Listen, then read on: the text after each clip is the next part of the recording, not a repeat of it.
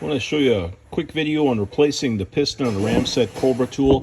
Note this is the standard Cobra. There's no power adjustment. So this is the tool that you would buy from a true Ramset dealer, not something at the big box store. I recommend this tool just because we can get parts for it. The Cobra Pluses that you buy in the big box stores, very limited parts available. So real briefly, to replace your piston, you can usually get by with just a screwdriver.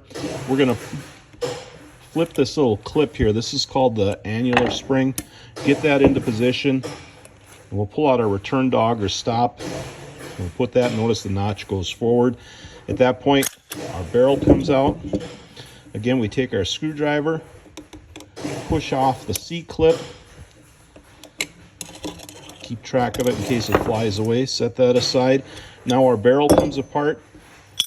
Our fastener guard, our main barrel, and then our piston comes out. You might need a little tiny screwdriver to push through the back there. But there you have it. So if we're replacing our piston, it just goes back in reverse order. You'll want to notice there is a gap on most of the rings. Some are continuous, but if you have the gap, place it away from the notch. Just put that in there, push it all the way back.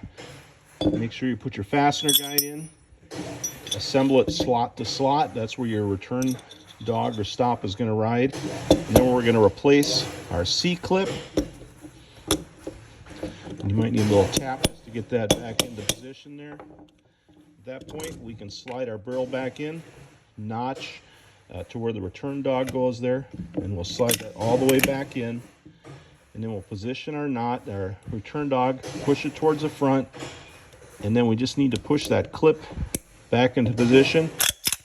We're all good to go. So there you have it, replacing the piston on the original Ramset Cobra tool. We have parts, pins, loads, accessories online. I'll leave a link to constructionfastening.net in the video below.